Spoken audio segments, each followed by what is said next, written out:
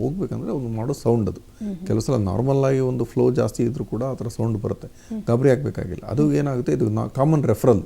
ಈ ಒಂದು ಮರ್ಮರ್ ಇದೆ ಮಗುಗೆ ಅಂತ ಡಾಕ್ಟರ್ ಹೇಳಿದ್ದಾರೆ, ಅದಕ್ಕೆ ಪರೀಕ್ಷೆ ಮಾಡಿಸ್ಕೊಳ್ಳೋಕೆ ಬಂದಿದ್ದೀವಿ ಅಂತ ನಮ್ಮ ಹತ್ರ ಕಾರ್ಡಿಯಾಲಜಿಸ್ಟ್ ಹತ್ರ ಬರ್ತಾರೆ ಪೇರೆಂಟ್ಸ್. ಅವಾಗ ನಾವು ಅವ್ರಿಗೆ ಪರೀಕ್ಷೆ ಮಾಡಿ ಒಂದು ಟೆಸ್ಟ್ಗಳಿದೆ ಅದಕ್ಕೆಲ್ಲ, ಎಕೋಕಾರ್ಡಿಯೋಗ್ರಫಿ ಅಂತ ಒಂದು ಟೆಸ್ಟ್ ಇದೆ, ಮಾಡಿಬಿಟ್ಟು ಅವ್ರಿಗೆ ಹೇಳ್ತೀವಿ ಏನಾದರೂ ತೊಂದರೆ ಇದೆ. ಬಟ್ ಆ ಐಡೆಂಟಿಫಿಕೇಷನ್ ಇದೆಯಲ್ಲ, ಮರ್ಮರ್ ಸೌಂಡ್, ಅದು ತುಂಬ ಇಂಪಾರ್ಟೆಂಟು. ಅದರಿಂದನೇ ನಾವು ಪಿಕಪ್ ಮಾಡೋದು.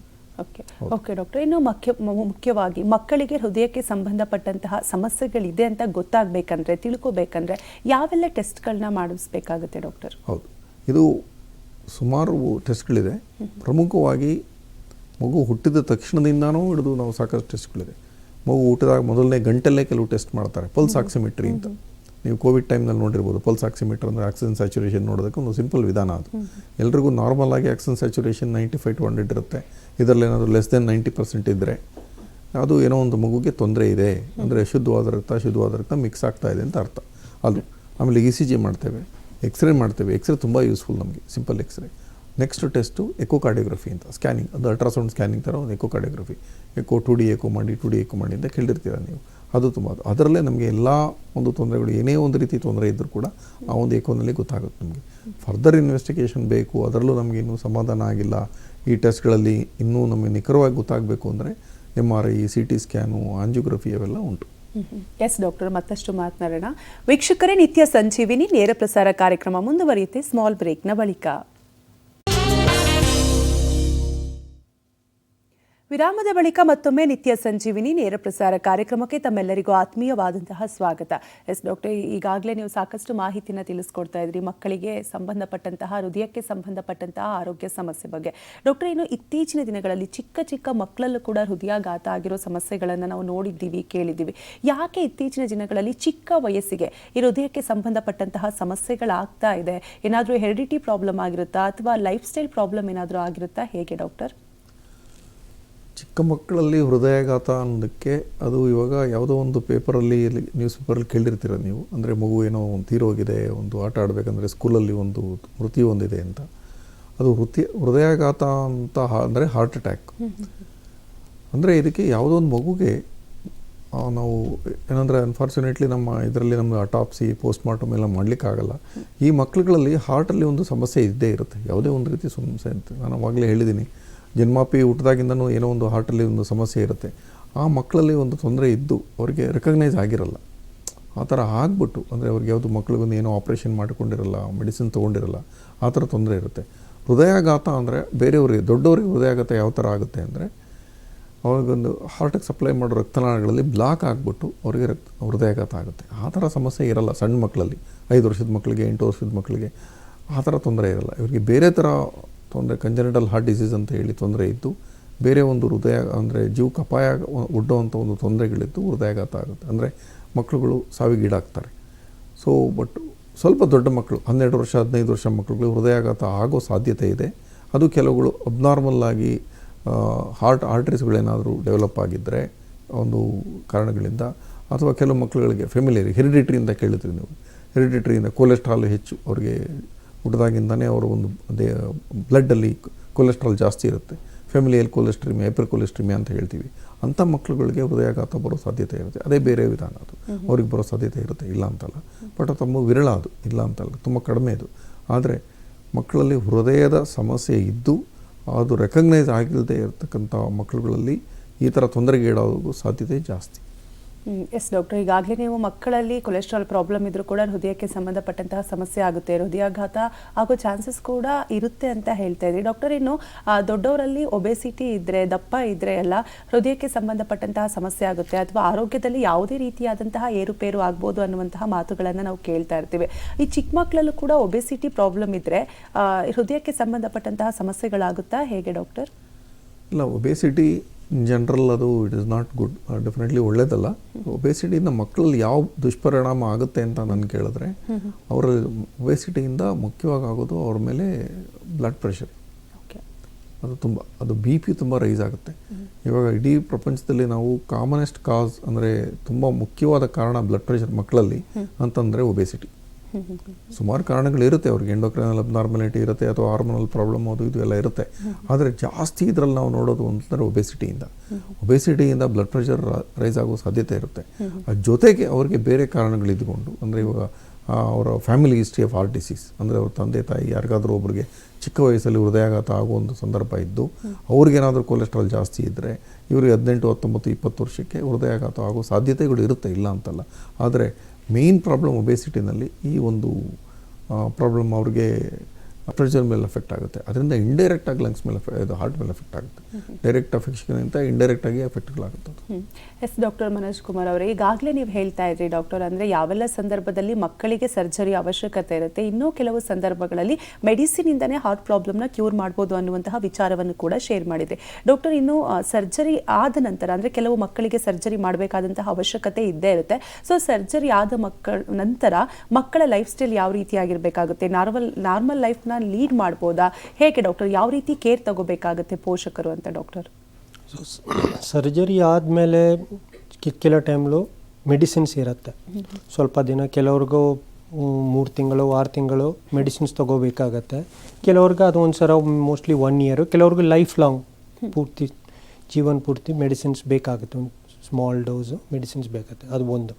ಸೆಕೆಂಡದು ಅವರು ಹೆಂಗೆ ಅವ್ರ ಲೈಫ್ ಸ್ಟೈಲು, ಸ್ವಲ್ಪ ಲೈಫ್ ಸ್ಟೈಲ್ ಮಾಡಿಫಿಕೇಷನ್ಸ್, ಬೇರೆ ಮಕ್ಕಳ ಥರ ಅವ್ರಿಗೂ ಆಟ ಆಡೋಕ್ಕೆ ಓಡಾಟಕ್ಕೆ ಕೆಲವು ಟೈಮ್ಲು ಆಗಲ್ಲ, ಒಂದು 90%. ಬಟ್ ಅದು ಬೇರೆ ಮಕ್ಕಳದು. ಬಟ್ ಸ್ಪೆಷಲಿ ಸರ್ಜರಿ ಆದಮೇಲೆ ಫಸ್ಟ್ 3 ಮಂತ್ಸ್ 6 ಮಂತ್ಸ್ ಏನಾಗುತ್ತೆ, ಮೇಜರ್ ಸರ್ಜರಿ ಆಗಿದೆಲ್ಲ, ಸೊ ಗಾಯ ಎಲ್ಲ ಇರುತ್ತೆ, ಹೀಲಿಂಗು ಅದೆಲ್ಲ ಆದಮೇಲೆ ಸ್ಕೂಲ್ ಹೋಗೋಕ್ಕೆ ಆ ಥರ ಎಲ್ಲ ಆಟ ಆಡೋಕ್ಕೆ ಅದೆಲ್ಲ ನಾರ್ಮಲಲ್ಲೇ ಆಗುತ್ತೆ. ಮೋಸ್ಟ್ಲಿ 95% ಮಕ್ಕಳು ಚೆನ್ನಾಗಿದೆ. ಎಸ್ ಡಾಕ್ಟರ್, ಇನ್ನು ಸಾಕಷ್ಟು ಮಕ್ಕಳಿಗೆ ಸ್ಪೋರ್ಟ್ಸ್ ಅಂದರೆ ಸಿಕ್ಕಾಪಟ್ಟೆ ಆಸೆ ಇರುತ್ತೆ. ಈ ಹೃದಯಕ್ಕೆ ಸಂಬಂಧಪಟ್ಟಂತಹ ಸಮಸ್ಯೆ ಇದ್ದರೆ ಅಂಥ ಮಕ್ಕಳು ಕೂಡ ಸ್ಪೋರ್ಟ್ಸಲ್ಲಿ ಭಾಗವಹಿಸ್ಬೋದಾ? ಏನಾದರೂ ಭಾಗವಹಿಸಿದರೆ ಏನಾದರೂ ಸಮಸ್ಯೆಗಳಾಗುತ್ತಾ? ಹೇಗೆ ಡಾಕ್ಟರ್? ಅಲ್ಲ, ಹೃದಯ ಸಮಸ್ಯೆ ಇರೋರು ಆಪ್ರೇಷನ್ ಮಾಡಿಸ್ಕೊಂಡು ಅವರು ಸಿಂಪಲ್ ಹೋಲ್ಗಳಿರುತ್ತೆ ಅಂತ ಕೇಳಿದ್ರಲ್ಲ, ಹೋಲ್ ಇರೋ ಮಕ್ಕಳುಗಳೇನಾದ್ರು ಆಪ್ರೇಷನ್ ಮಾಡಿಸ್ಕೊಂಡ್ರೆ ಖಂಡಿತ ಅವರು ಸ್ಪೋರ್ಟ್ಸಲ್ಲಿ ಆ್ಯಕ್ಟಿವಿಟಿ ಮಾಡ್ಬೋದು, ಏನೂ ಸಮಸ್ಯೆನೇ ಇಲ್ಲ ಅದರಲ್ಲಿ.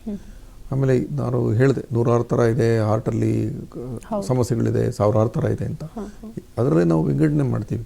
ಕೆಲವು ಆಪ್ರೇಷನ್ಸು ಸಕ್ಸಸ್ಫುಲ್ಲಾಗಿ ಮಾಡಿದ್ರೆ, ಆಲ್ಮೋಸ್ಟ್ ಮನೋಜ್ ಅವರು ಹೇಳಿದ ಪ್ರಕಾರ 90% of the times 90% of the ಚಿಲ್ಡ್ರನ್ನು ಅವರಿಗೆ ನಾವು ನಾರ್ಮಲ್ ಆ್ಯಕ್ಟಿವಿಟಿ ಮಾಡಲಿಕ್ಕೆ ಹೇಳ್ತೀವಿ, ಸ್ಪೋರ್ಟ್ಸ್ಗೆ ಎನ್ಕರೇಜ್ ಮಾಡ್ತೀವಿ. ಅವ್ರಿಗೆ ಮಾಡಲೇಬೇಕು. ಕೆಲವು ಒಂದು 10-20% ಆಫ್ ದಿ ಆಪ್ರೇಷನ್ಸ್ ಮಾಡಿರೋ ಮಕ್ಕಳುಗಳಿಗೆ ಮಿತವಾಗಿ, ಅಂದರೆ ಒಂದು ರೆಗ್ಯುಲೇಟೆಡ್ ಎಕ್ಸರ್ಸೈಸ್, ಅಂದರೆ ಅದು ಫುಲ್ ಮಾಡೋದಕ್ಕೆ ಹೋಗಬೇಡಿ, ಒಂದು ಅಂಡರ್ ಸೂಪರ್ವಿಷನ್ನು, ಅಂಡರ್ ಟ್ರೈನಿಂಗಲ್ಲಿ ಮಾಡ್ಕೊಳ್ಳಿ ಅಂತ ಹೇಳ್ತೀವಿ. ಬಟ್ ನಾವು ಎಲ್ಲ ಮಕ್ಕಳುಗಳು ಕೂಡ ಹಾರ್ಟ್ ಆಪ್ರೇಷನ್ ಆಗಿರೋದಕ್ಕೆ in fact we have to encourage ಮಾಡ್ತೀವಿ ಸ್ಪೋರ್ಟ್ಸ್ ಆ್ಯಕ್ಟಿವಿಟಿಲಿ ಇದು ಮಾಡೋದಕ್ಕೆ ಅಂತ. ಅವ್ರಿಗೆ ಉತ್ತೇಜನ ಕೊಡ್ತೀವಿ, ನಾವು ಕೊಡಲೇಬೇಕು ಅದು. ಎಸ್ ಡಾಕ್ಟರ್, ಈಗಾಗಲೇ ನೀವು ಸರ್ಜರಿ ಬಗ್ಗೆ ಸಾಕಷ್ಟು ವಿಚಾರವನ್ನು ತಿಳಿಸ್ಕೊಟ್ರಿ. ಆದರೆ ಡಾಕ್ಟರ್, ಯಾವುದೇ ಪೋಷಕರಿಗಾಗಿರ್ಬೋದು, ಯಾವುದೇ ಕುಟುಂಬದವರಿಗಾಗಿರ್ಬೋದು, ಮಕ್ಕಳಿಗೆ ಹಾರ್ಟ್ ಪ್ರಾಬ್ಲಮ್ಮು, ಹಾರ್ಟ್ ಸರ್ಜರಿ ಅಂದರೆ ಆತಂಕಕ್ಕೆ, ಭಯಕ್ಕೆ ಒಳಗಾಗ್ತಾರೆ ಅಂತ ಈಗಾಗಲೇ ನೀವು ಮಾತಾಡ್ತಾ ಇದ್ವಿ ಡಾಕ್ಟರ್. ಹಾಗಂದರೆ ಇತ್ತೀಚಿನ ದಿನಗಳಲ್ಲಿ ಇರುವಂತಹ ಸರ್ಜರಿಗಳು ಎಷ್ಟು ಸೇಫ್, ಸುರಕ್ಷಿತನಾ, ಹೇಗೆ ಡಾಕ್ಟರ್? ಖಂಡಿತ ಈ ಮಾಡರ್ನ್ ಸೈನ್ಸು, ಮಾಡರ್ನ್ ಮೆಡಿಸಿನ್ಲು ಹಾರ್ಟ್ ಸರ್ಜರಿ ಎಲ್ಲ ತುಂಬ ಸೇಫ್ ಇದೆ. Most of the surgery, major surgeries ಎಲ್ಲ ಆಲ್ಮೋಸ್ಟ್ 90 to 95% ಸಕ್ಸಸ್ ಇರುತ್ತೆ. ಕೆಲವು ಸರ್ಜರೀಸು ಅದು ಕಾಂಪ್ಲೆಕ್ಸ್ ಹಾರ್ಟ್ ಸರ್ಜರೀಸು, ಹೋಲ್ ಬಿಟ್ಟು ಬೇರೆ ರಕ್ತನಾಳಗಳೆಲ್ಲ ಸರಿಯಾಗಿರಲ್ಲ, ಅದೆಲ್ಲ ಉಲ್ಟಾ ಇರುತ್ತೆ. ಆ ಥರ ಸಿಚುವೇಶನ್ಸ್ಲು ಅದೆಲ್ಲ ಸ್ವಲ್ಪ risky operations. But mostly commonly ನಾವು ನೋಡ್ತಿದ್ದೆಲ್ಲ ಹೋಲ್ ಇನ್ ದ ಹಾರ್ಟು, ಆ ಸರ್ಜರೀಸ್ ಎಲ್ಲ ಆಲ್ಮೋಸ್ಟ್ 95% ಮೇಲೆ ಸಕ್ಸಸ್ ಆಗಿರುತ್ತೆ. ಮಾಡರ್ನ್ ಮೆಡಿಸಿನ್ ಹಂಗೆ ಇದೆ. ಎಸ್ ಡಾಕ್ಟರ್, ಇನ್ನು ಮಕ್ಕಳಲ್ಲಿ ಹಾರ್ಟ್ ಪ್ರಾಬ್ಲಮ್ ಇದ್ದರೆ ಲೈಫ್ ಲಾಂಗ್ ಏನಾದರೂ ಮೆಡಿಸಿನ್ ತಗೋಬೇಕಾಗುತ್ತಾ, ಅಥವಾ ಸರ್ಜರಿ ಮಾಡಿಸಿದ್ರೆ ಸಾಕಾಗುತ್ತಾ, ಅಥವಾ ಸರ್ಜರಿ ನಂತರ ಕೂಡ ಮೆಡಿಸಿನ್ನ ಕಂಟಿನ್ಯೂ ಮಾಡಬೇಕಾಗತ್ತಾ, ಹೇಗೆ ಡಾಕ್ಟರ್? ಕೆಲವು ಇದರಲ್ಲಿ ತೊಗೋಬೇಕಾಗುತ್ತೆ, ಲೈಫ್ ಲಾಂಗ್ ತೊಗೋಬೇಕಾಗುತ್ತೆ. ಈಗ ಒಂದು ಹೋಲ್ಗಳಲ್ಲಿ AST, VST, PDA ಅಂತ ಒಂದು ಹೋಲ್ಗಳು, ಅದೆಲ್ಲ ಕ್ಯೂರ್. ಅವರೆಲ್ಲ ನಮ್ಮ ಹತ್ರ ಇನ್ಫ್ಯಾಕ್ಟ್ ಅವರು 6 ತಿಂಗಳು 1 ವರ್ಷ ಆದಮೇಲೆ ಡಾಕ್ಟರ್ ಹತ್ರ ಬರಬೇಕಾಗೇ ಇಲ್ಲ, ಅವರು ಯಾವ ಮೆಡಿಸಿನ್ ತೊಗೋಬೇಕಾಗಿಲ್ಲ. ಕೆಲವು ಕಂಡೀಷನ್ಸ್ಗಳಿದೆ, ಅದು ಎಲ್ಲ ಸಿಂಪಲ್ ಮೆಡಿಸಿನ್ ತೊಗೋಬೇಕು. ಬಟ್ ಡಾಕ್ಟರ್ ಹತ್ರ ಸುಮಾರು ಸಲ ಅಟ್ಲೀಸ್ಟ್ 1 ವರ್ಷಕ್ಕೊಮ್ಮೆ ಬಂದು ಫಾಲೋ ಅಪ್ ಮಾಡ್ತಾ ಇರಬೇಕು. ಕೆಲವು ಸಿಂಪಲ್ ಮೆಡಿಸಿನ್ ತೊಗೋಬೇಕು. ಬಟ್ ಅದು ತುಂಬ ಕಷ್ಟದ ಮೆಡಿಸಿನ್ಸ್ ಏನಲ್ಲ. ತುಂಬ ರೇರ್ ಆಗಿ ಕೆಲವು ಮೆಡಿಸಿನ್ ತೊಗೋಬೇಕಾಗುತ್ತೆ, ತುಂಬ 1 ಅಥವಾ 2 ಮೆಡಿಸಿನ್ ತೊಗೋಬೇಕಾಗುತ್ತೆ ಕೆಲವು medicines. But most of the heart ಸರ್ಜರೀಸಲ್ಲಿ ಮೆಡಿಸಿನ್ ಬೇಕಾಗಲ್ಲ. ಎಸ್ ಡಾಕ್ಟರ್, ಇನ್ನು ಸಾಮಾನ್ಯವಾಗಿ ಪೋಷಕರು ಸಾಕಷ್ಟು ನೆಗ್ಲೆಕ್ಟ್ ಮಾಡ್ತಾ ಇರ್ತಾರೆ. ಮಕ್ಕಳಿಗೆ ಯಾವುದೇ ರೀತಿಯಾದಂತಹ ಆರೋಗ್ಯ ಸಮಸ್ಯೆ ಇರ್ಬೋದು ಅಥವಾ ಹೃದಯಕ್ಕೆ ಸಂಬಂಧಪಟ್ಟಂತಹ ಸಮಸ್ಯೆ ಇರ್ಬೋದು, ನೆಗ್ಲೆಕ್ಟ್ ಮಾಡ್ತಾರೆ. ಯಾವುದೋ ರೀತಿ ಚಿಕ್ಕ ಸಮಸ್ಯೆ ಇರ್ಬೋದು, ಸರಿ ಹೋಗ್ಬಿಡುತ್ತೇನೋ ಅಂತ. ಇದರಿಂದ ಮಕ್ಕಳಿಗೆ ಯಾವೆಲ್ಲ ರೀತಿ ಎಫೆಕ್ಟ್ ಆಗ್ಬೋದು ಡಾಕ್ಟರ್? ಇದು ಖಂಡಿತ ಇದೇ ದೊಡ್ಡ ತಪ್ಪು ಮಾಡೋದು ಪೇರೆಂಟ್ಸ್, ಇದೆ ದೊಡ್ಡ ತಪ್ಪು ಮಾಡೋದು. ಒಂದು ಬೇಸಿಕಲಿ ಡೆನೇಯಲ್ ಅಂತ ಹೇಳ್ತೀವಿ, ಅಂದರೆ ನೋಡೋಣ ಅಂತ ಒಂದು ಮನೋಭಾವ. ಇವಾಗ ನೀವು ಕೇಳಿದ್ರಿ, ನೀವು ಯಾವಾಗಲೂ ಒಂದು ಪ್ರಶ್ನೆ ಕೇಳಿದ್ರಿ ಮನೋಜ್ ಅವರಿಗೆ, ಇದು ಸಕ್ಸಸ್ ಆಗುತ್ತಾ ಆಪ್ರೇಷನ್ನು, ಎಷ್ಟು ಸಕ್ಸಸ್, ಎಷ್ಟು ಕಾಂಪ್ಲಿಕೇಶನ್ ಇದೆ ಅಂತ. ಅದು ನಮ್ಗೆ ಯಾವುದ್ರ ಮೇಲೆ ಡಿಪೆಂಡ್ ಆಗುತ್ತೆ ಅಂತಂದರೆ ಅವರು ನಮ್ಮ ಹತ್ರ ಎಷ್ಟು ಬೇಗ ಬರ್ತಾರೆ ಡಾಕ್ಟರ್ ಹತ್ರ ಅನ್ನೋದು ಇಂಪಾರ್ಟೆಂಟ್. ಕೆಲವು ಹೋಲ್ಗಳು ನಾವು 3 ತಿಂಗಳು ಅಥವಾ 6 ತಿಂಗಳು ಒಳಗಡೆ ಆಪ್ರೇಷನ್ ಮಾಡಿದ್ರೆ ಅದು ಸಕ್ಸಸ್ ರೇಟು ತುಂಬ ಇದೆ. Almost you can say less than 1% ನಾವು ರಿಸಲ್ಟ್ ಕೊಡ್ತೀವಿ ನಾವು. ಅದೇ ಮಗು ನಾವೇನಾದರೂ ಒಂದು 6 ತಿಂಗಳಾದ್ಮೇಲೆ ಬಂದರೆ ಆ ಒಂದು ಸಕ್ಸಸ್ ರೇಟು ಕಡಿಮೆ ಆಗ್ತಾ ಹೋಗುತ್ತೆ, ಕಾಂಪ್ಲಿಕೇಶನ್ ರೇಟ್ ಜಾಸ್ತಿ ಆಗ್ತಾ ಹೋಗುತ್ತೆ. ಅದೇ ಥರನೇ ಅವರು ನಮ್ಮ ಹತ್ರ ಹೆದರಬಾರ್ದು. ಹಾರ್ಟ್ ಆಪ್ರೇಷನ್ನು ಅಂತ ಅಂದ್ಕೊಂಡು ಹೆದರ್ಕೋಬಾರ್ದು, ಹಾರ್ಟ್ ಪ್ರಾಬ್ಲಮ್ ಅಂತ ಅಂದ್ಕೊಂಡು ಹೆದರಬಾರ್ದು. ಅವ್ರು ಏನೇ ಆಯಿತು ಅಂತ ಅಂದ್ಬಿಟ್ಟು ಅದಕ್ಕೊಂದು ಸಮಸ್ಯೆ ಇದೆ, ಬಟ್ ಅದಕ್ಕೆ ಪರಿಹಾರದ ಅಂದ್ಕೊಂಡು ಅವರೆಲ್ಲ ಅರ್ಥ ಮಾಡಿಕೊಂಡು ನಮ್ಮ ಡಾಕ್ಟರ್ ಹತ್ರ ಬಂದು ತೋರಿಸ್ಕೊಂಡ್ರೆ ಖಂಡಿತ ಒಳ್ಳೆಯದಾಗುತ್ತೆ. ಅವ್ರಿಗೆ ಭಯ ಬೀಳಬಾರ್ದು ಮುಖ್ಯವಾಗಿ. ಎಸ್ ಡಾಕ್ಟರ್, ಸಾಮಾನ್ಯವಾಗಿ ಕೆಲವು ತಪ್ಪು ಕಲ್ಪನೆಗಳಿದೆ. ಹಾರ್ಟ್ ಪ್ರಾಬ್ಲಮ್ ಇದ್ದರೆ ಅಥವಾ ಹಾರ್ಟ್ ಸರ್ಜರಿ ಆದರೆ ಮಕ್ಕಳು ವೀಕ್ ಆಗ್ತಾರೆ, ದುರ್ಬಲಕ್ಕೆ ಒಳಗಾಗ್ತಾರೆ ಅಂತ. ಇದು ನಿಜನಾ ಡಾಕ್ಟರ್, ಹೇಗೆ? ಇಲ್ಲಿ ಖಂಡಿತ ಇಲ್ಲ. ಇನ್ಫ್ಯಾಕ್ಟ್ ಅವರು ಮಕ್ಕಳು ತುಂಬ ಇಂಪ್ರೂವ್ ಆಗ್ತಾರೆ. ಎಲ್ಲ ಮಕ್ಕಳು ಹಾರ್ಟ್ ಆಪ್ರೇಷನ್ ಆಗಿ ಅವರು, ನಮ್ಮ ಉದ್ದೇಶ ಏನು, ಅವ್ರದ್ದು ಹಾರ್ಟನ್ನು ನಾರ್ಮಲ್ ಮಾಡೋ ಉದ್ದೇಶ ಮುಖ್ಯವಾಗಿ. ಸೊ ವೀಕ್ ಆಗೋ ಪ್ರಶ್ನೆನೇ ಇಲ್ಲ. ಸೊ 98% ಆಫ್ ದಿ ಟೈಮ್ಸ್ ಅವರೆಲ್ಲ ಇಂಪ್ರೂವ್ ಆಗ್ತಾರೆ. ಅವರು ಎಲ್ಲ ರೀತಿಯಲ್ಲೂ ಕೂಡ ಅವರು ಫಿಸಿಕಲ್ ಆ್ಯಕ್ಟಿವಿಟಿ ಎಲ್ಲ ಇಂಪ್ರೂವ್ ಆಗುತ್ತೆ. ಅವರೊಂದು ವೇಟ್ ಗೇನ್ ಆಗ್ತಾರೆ, ಅವ್ರು ರಿಪೀಟೆಡ್ ಇನ್ಫೆಕ್ಷನ್ಸ್ ಆಗ್ತಾ ಇರೋದು ಕಡಿಮೆ ಆಗುತ್ತೆ, ತುಂಬ ಗೆಲುವಾಗ್ತಾರೆ. ಬಟ್ ಕೆಲವು ಕಾಂಪ್ಲಿಕೇಶನ್ಸ್ ಆದರೆ ಅದನ್ನು ನಾವು ಅಕ್ಸೆಪ್ಟ್ ಮಾಡ್ಕೊಳ್ಳೇಬೇಕಾಗುತ್ತೆ. ಅವ್ರೇನಾದರೂ ಲೇಟ್ ಪ್ರೆಸೆಂಟೇಷನ್ ಅಂತ ಹೇಳ್ತೀವಿ. ಈಗ ನಾವು 6 ತಿಂಗಳೊಳಗಡೆ ಆಪ್ರೇಷನ್ ಮಾಡೋ ಮಕ್ಕಳುಗಳೇನಾದರೂ ನಾವು 1 ವರ್ಷದ ಮೇಲೆ ಬಂದರೆ ಅಷ್ಟು ಒಳ್ಳೆ ರಿಸಲ್ಟ್ ಬರಲ್ಲ. ಯಾಕಂದರೆ ಲಂಗ್ಸಲ್ಲಿ ಪ್ರೆಷರ್ ಎಲ್ಲ ಕಡಿಮೆ ಆಗಲ್ಲ ಕೆಲವು ಸಲ, ಅವ್ರಿಗೆ ತೊಂದರೆ ಆಗುತ್ತೆ. ಬೇರೆ ಮಕ್ಕಳುಗಳೆಲ್ಲ ಕರೆಕ್ಟ್ ಸಮಯದಲ್ಲಿ ಬಂದು ಕರೆಕ್ಟ್ ಆಪ್ರೇಷನ್ ಮಾಡಿದ್ರೆ ಖಂಡಿತ ಸಮಸ್ಯೆ ಆಗಲ್ಲ. ಎಸ್ ಡಾಕ್ಟರ್, ಇನ್ನು ಮನೆಯಲ್ಲಿ ಒಂದು ಮಗುವಿಗೆ ಈ ಹೃದಯಕ್ಕೆ ಸಂಬಂಧಪಟ್ಟಂತಹ ಸಮಸ್ಯೆ ಇದೆ ಅಂದರೆ ಪೋಷಕರು ಯಾವೆಲ್ಲ ರೀತಿಯಾದಂತಹ ಒಳ್ಳೊಳ್ಳೆ ಅಭ್ಯಾಸಗಳನ್ನು ಬೆಳೆಸ್ಕೊಳ್ಬೇಕಾಗುತ್ತೆ ಡಾಕ್ಟರ್? ಅಂದರೆ ಹೃದಯದ ಸಮಸ್ಯೆ ಇದೆ ಅಂತ ಅಂದರೆ, ಹೃದಯದ ಸಮಸ್ಯೆ ಇದೆ ಅಂತ ಅಂದರೆ ಅದರಲ್ಲಿ ಯಾವ ಸಮಸ್ಯೆ ಇದೆ, ತುಂಬ ಸಿಂಪಲ್ ಪ್ರಾಬ್ಲಮ್ಮಾ, ಕಾಂಪ್ಲೆಕ್ಸ್ ಪ್ರಾಬ್ಲಮ್? ಸಿಂಪಲ್ ಪ್ರಾಬ್ಲಮ್ ಇದ್ದರೆ ಅವ್ರಿಗೆ ಆಪ್ರೇಷನ್ ಏನು ಬೇಡ ಅಂತ ಡಾಕ್ಟ್ರು ಹೇಳಿದರೆ, ಯಾಕಂದರೆ ಎಲ್ಲ ಹೋಲ್ಗಳಿಗೂ ಆಪ್ರೇಷನ್ ಬೇಕಾಗಿಲ್ಲ. ಕೆಲವು ಹೋಲ್ಗಳು ಸ್ಪಾಂಟೇನಿಯಸ್ ಆಗಿ ಕ್ಲೋಸ್ ಆಗುತ್ತೆ, ಕೆಲವು ಹೋಲ್ಗಳು ಅದು ತುಂಬ ಸಣ್ಣದಾಗಿದ್ದರೆ ಅವ್ರಿಗೆ ಆಪ್ರೇಷನ್ನೇ ಬೇಕಾಗಿಲ್ಲ, ಯಾವುದೇ ರೀತಿ ಟ್ರೀಟ್ಮೆಂಟು ಬೇಕಾಗಿಲ್ಲ, ಕ್ಲೋಸ್ ಮಾಡಬೇಕಾಗಿಲ್ಲ. ಅವರು ಎಲ್ಲ ರೀತಿಯಲ್ಲೂ ಕೂಡ ಅವರು ನಾರ್ಮಲ್ ಮಕ್ಕಳ ಥರ ಬೆಳವಣಿಗೆ ಮಾಡ್ಬೋದು, ನಾರ್ಮಲ್ ಮನುಷ್ಯರ ಜೀವನ ಮಾಡ್ಬೋದು. ಅವ್ರಿಗೆ ಯಾವುದು ಸ್ಪೆಷಲ್ ಪ್ರಿಕಾಷನ್ಸ್ ಇಲ್ಲವೇ ಇಲ್ಲ. ಆದರೆ ಹಾರ್ಟ್ ಪ್ರಾಬ್ಲಮ್ ಇದ್ದು ಅವ್ರಿಗೆ ಹೋಲ್ ಇದ್ದರು ಅಥವಾ ಏನೇ ಒಂದು ಬೇರೆ ರೀತಿ ಹಾರ್ಟ್ ಸಮಸ್ಯೆ ಇದ್ದರೆ ಅವರು ಮುಖ್ಯವಾಗಿ ಬೇರೆ ಪ್ರಿಕಾಷನ್ ತಗೊಳ್ಳೋ ಬದಲು ಡಾಕ್ಟರ್ ಹತ್ರ ಬಂದು ಕರೆಕ್ಟ್ ಟ್ರೀಟ್ಮೆಂಟ್ ತಗೋಬೇಕು. ಅದು ಭಾಳ ಇಂಪಾರ್ಟೆಂಟ್. ಕೊನೆಯದಾಗಿ ಚಿಕ್ಕದಾಗಿ ಮಕ್ಕಳಿಗೆ ಹೃದಯಕ್ಕೆ ಸಂಬಂಧಪಟ್ಟಂತಹ ಸಮಸ್ಯೆ ಇದ್ದರೆ ಯಾವ ರೀತಿಯಾದಂತಹ ಮೆಸೇಜ್ ಕೊಡೋಕ್ಕೆ ಇಷ್ಟಪಡ್ತೀರಾ ಡಾಕ್ಟರ್? ಮುಖ್ಯವಾದ ಮೆಸೇಜು, ಅದನ್ನು ತೊಂದರೆ ಇದೆ ಅಂತ ಅಂದ ತಕ್ಷಣ ಎದೆಗುಂದಬಾರದು.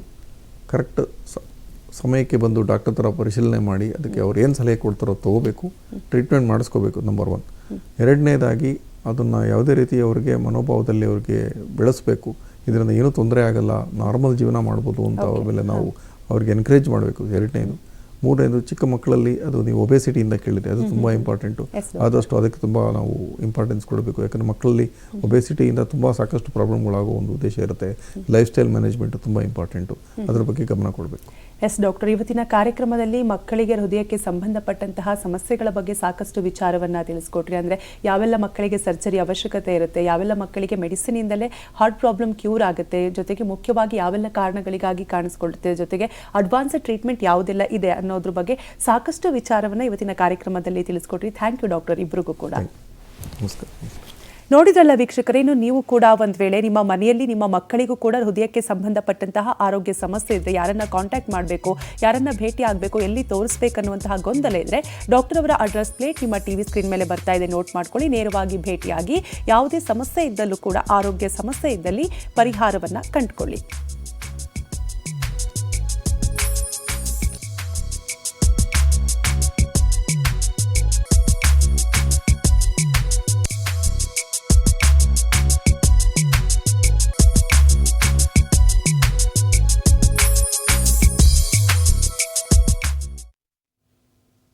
ನೋಡಿದ್ರಲ್ಲ ವೀಕ್ಷಕರೇ, ಇದಾಗಿತ್ತು ಈವರೆಗಿನ ನಿತ್ಯ ಸಂಜೀವಿನಿ ನೇರ ಪ್ರಸಾರ ಕಾರ್ಯಕ್ರಮ. ನೆನಪಿರಲಿ, ನ್ಯೂಸ್ ಅಂದರೆ ಪಬ್ಲಿಕ್ ಟಿವಿ.